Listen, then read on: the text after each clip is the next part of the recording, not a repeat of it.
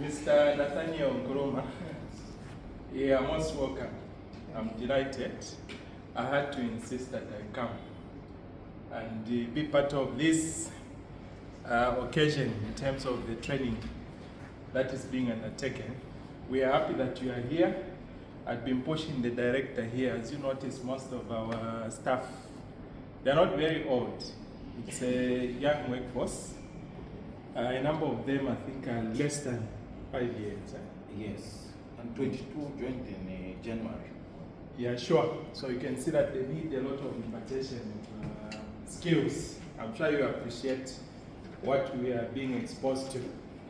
So just to welcome you and also welcome the group here to this important training, which I had been impressing on the director to make sure that he organizes something that you people can be taken through. I'm sure you meet a lot of hurdles when it comes to evaluation. When I was doing the APAS for 2024 last year, I noticed that a number of you were indicating, we need training in this area, especially sterile and biologicals. And it's happened. I promised him and some of you that you will be exposed to as much training as possible, because we want to have a very strong marketing authorization department in as far as capacity is concerned. So the hallmark for the institution is marketing authorization. That's an entry point for us to start regulating a product. So without that, it becomes a little bit of a challenge. As you know, I may not lecture you on this one.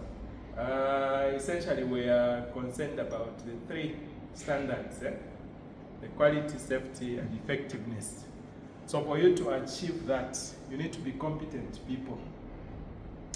And also for purposes of WHO, you don't want to interact with an NRA whose manpower is up to a certain level. So it's up to a certain level. You may be informed that in the next few weeks, if not 3 or so, or 2 weeks, we'll have WHO come to do a self-assisted benchmarking. So I'm sure one of the things, we've not gone through the assessment. So I'm sure one of the things that they'll basically look at is your levels of competencies. They've been talking about this competence framework and all that. So basically, they want assurance that you people are able to do the job, which will not compromise the people out there. You can imagine if you, for instance, channeled out a product, and you know that mistakes will go through up to my stage.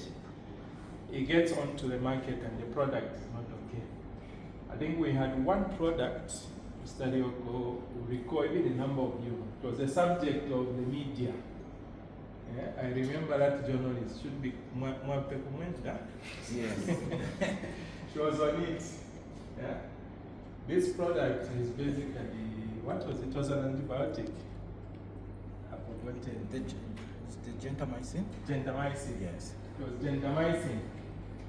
So for that gentamicin, we got a number of reports, ADRs. People were vomiting, having severe headaches and so on.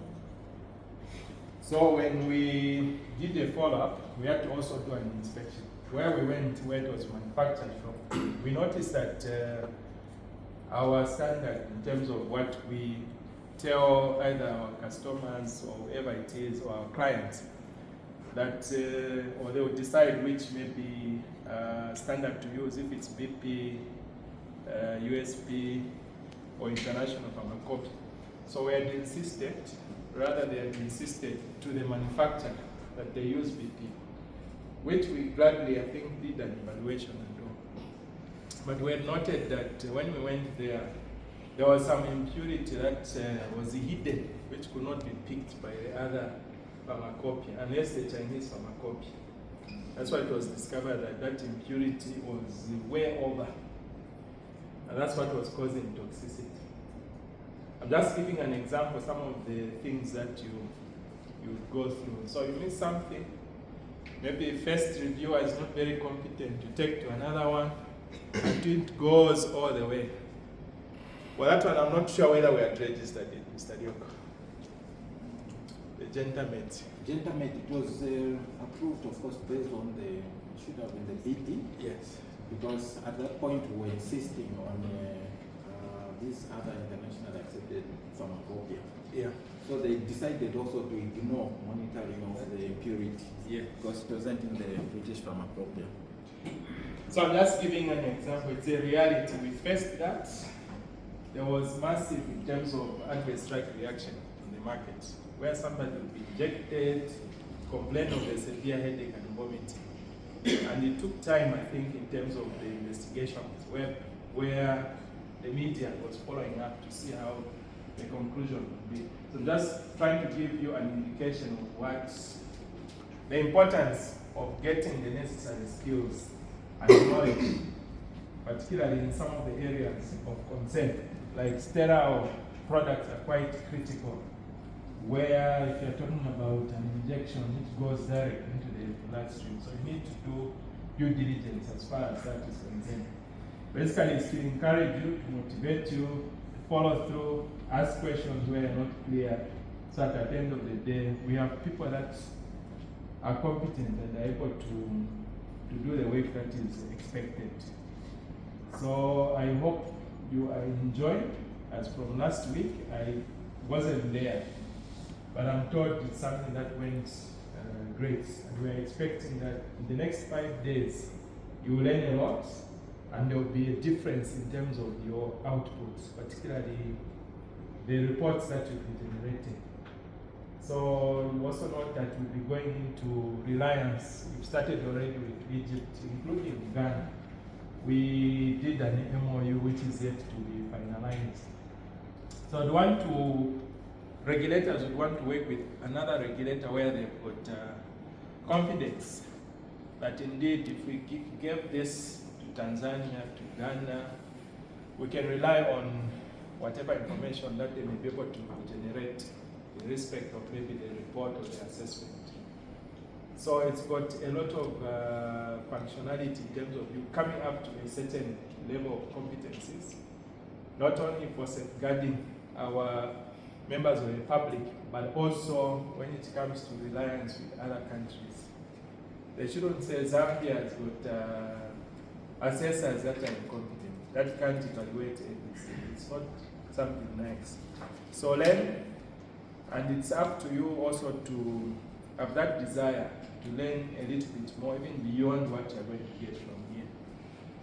So I didn't mean to give a speech, formal speech, just to welcome you to this training, and to also welcome our facilitator. His face looks familiar. We should have met in one of the meetings. We could have, yeah. I don't know whether it's London MHRA, sorry, EMA. Yeah, EMA, clinical trials.